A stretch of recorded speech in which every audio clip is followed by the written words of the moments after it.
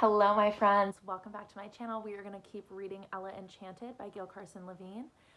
In the last chapter, we found out that Ella really does have to go to finishing school with Dame Olga's daughters, who she did not like one bit. And she fell asleep after Mandy brought her a book of fairy tales and her mother's necklace. So we're going to pick back up with chapter 6. Before we start, I'm going to pre-warn you that in this chapter, I'm laughing because I can already see how badly this is going to go. In this chapter, there are a few made-up languages of gnomes and ogres. And if you were with me, I think 2 summers ago when I read The Thief Lord, there was some Italian in that book, and I had to look up how to pronounce everything. Since gnomes and ogres are not real, they are fantasy creatures, I cannot look up how to pronounce gnome language. But I will try to show you what it sort of looks like and why I'm a little nervous about trying to read it. Do you see like this part right here, these lines? I know it's like reversed, but it's gibberish. It's like a lot of letters together. So I'm gonna let you know right now, it's gonna sound wacky. I'm probably not pronouncing it the way the author intended it to be pronounced. I'm just going to try my best, and you're all going to kind of go with me on it, right? Like, if you're one of my students who's been in my class before, like, you know where we're at, right? Where you're just going to go with me, right? And if you're not one of my students who's been in my class, then you'll learn. We're just going to go with it, and you're going to pretend like it didn't totally take you out of the story. All right, with that forewarning, we're going to start with chapter 6. The next morning, I woke with my fingers curled around Mother's necklace. The clock in King Gerald's place was just striking 6. Perfect. I wanted to rise early and spend the day saying goodbye to the places I loved best. I put my gown over the necklace and crept down to the pantry, where I found a tray of freshly baked scones. They were hot, so I tossed 2 in the air and caught them in my skirt, pulling it out to make a basket. Then, looking down at my breakfast, I ran to the front of the house and right into Father. He was in the entranceway, waiting for Nathan to bring the carriage around. I don't have time for you now, Eleanor. Run off and bang into somebody else, and tell Mandy I'll be back with the bailiff. We'll need lunch. As instructed, I ran off. Aside from its dangerous aspects, the curse often made a fool of me and was partly the reason I seemed so clumsy. Now I had to bang into someone. Bertha was carrying wet laundry. When I bumped into her, she dropped her basket. My gowns and stockings and undergarments tumbled onto the tiles. I helped her pick them up, but she was going to have to wash everything over again. Little mistress, it's hard enough getting your things ready so quick without having to do it twice, she scolded. After I apologized, and after I delivered Father's message to Mandy, and after she made me sit down and eat breakfast on a plate, I started for the royal menagerie just outside the walls of the king's palace. My favorite exhibits were the talking birds and the exotic animals. Except for the hydra in her swamp and the baby dragon, the exotics, the unicorn, the herd of centaurs, the griffin family, lived on an island meadow surrounded by an extension of the castle moat. The dragon was kept in an iron cage. He was beautiful in his tiny ferocity and seemed happiest when flaming, his ruby eyes gleaming evilly. I bought a morsel of yellow cheese from the stand next to the cage and toasted it in the fire, which was a tricky business, getting close enough for cooking, but not so close the dragon got the treat. I wondered what King Gerald planned to do with him when he grew up. I wondered also whether I would be home to learn his fate. Beyond the dragon, a centaur stood near the moat, gazing at me. Did centaurs like cheese? I walked toward him quietly, hoping he wouldn't gallop off. Here, a voice said. I turned. It was Prince Charmont, offering me an apple. Thank you. Holding out my hand, I edged closer to the moat. The centaur's nostrils flared, and he trotted toward me. I tossed the apple. 2 other centaurs galloped over, but mine caught the treat and started eating, crunching loudly. I always expect them to thank me, or say, "How dare you stare," I said. They're not smart enough to talk. See how blank their eyes are? He pointed, teaching me. I knew all that, but perhaps it was a princely duty to explain matters to one's subjects. If they had words, I said, they wouldn't be able to think of anything to say. A surprised silence followed. Then Char laughed. That's funny. You're funny, as the Lady Eleanor was. He looked stricken. I'm sorry, I didn't mean to remind you.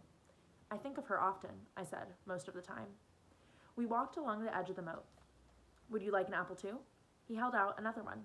I wanted to make him laugh again. I pawed the ground with my right foot and tossed my head as though I had a mane. Opening my eyes as wide as they'd go, I'd stared stupidly at Char and took the apple. He did laugh. Then he made an announcement. I like you. I'm quite taken with you. He took a third apple for himself out of the pocket of his cape. I liked him too. He wasn't haughty or disdainful or stuffy as the High Chancellor Thomas was. All the Kyrians bowed when we passed, and the visiting elves and gnomes did too. I didn't know how to respond, but Char raised his arm each time, bent at the elbow in the customary royal salute. It was habit, natural to him as teaching. I decided on a deep nod.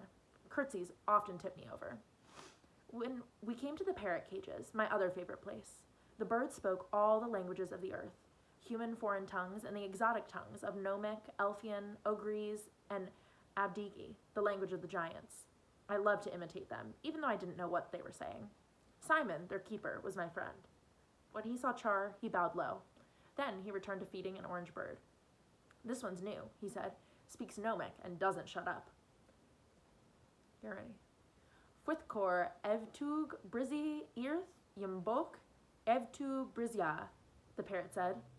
Fwithcor evtu brizzy earth yimbok evtu brizya, I repeated. You speak Gnomic, Char said. I like to make the sounds. I only know what a few words mean. She does it just right, doesn't she, Your Highness? Fwithcor evtuk brizye, Char gave up. It sounded better when you did it. Achkud dich ijik apkuz uk la wak, the parrot squawked. Do you know what he said? I asked Simon, who was able to translate occasionally. Simon shook his head. Do you know, sir? No, it sounds like gargling. Other visitors claimed Simon's attention. Excuse me, he said. Char watched while I said farewell to each bird. Ikwao pwach brizye ufji, that was Gnomic for until we dig again. Athun singing, Ogrese for much eating. I woo bek ow, Abdigi for I miss you already. Poor old Pres Wado, Elfian for walk in the shade. I memorized the sight of the birds and Simon. Goodbye, I called. He waved. Lest they be frightened out of their feathers, a garden separated the birds from the ogres. We passed beds of flowers while I tried to teach Char a few of the words he'd just heard. His memory was good, but his accent unalterably Kyrian. If they heard me, the elves would never let me stand under a tree again. The gnomes would hit you over the head with a shovel. Would the ogres decide I was unworthy of consumption? We neared their hut. Even though they were locked in, soldiers were posted within arrow range. An ogre glared at us through the window. Ogres weren't dangerous only because of their size and their cruelty. They knew your secrets just by looking at you, and they used their knowledge. When they wanted to be, they were irresistibly persuasive. By the end of an ogre's first sentence in Kyrian, you forgot his pointy teeth, the dried blood under his fingernails, and the coarse black hair that grew on his face in clumps. He became handsome in your eyes, and you thought him your best friend.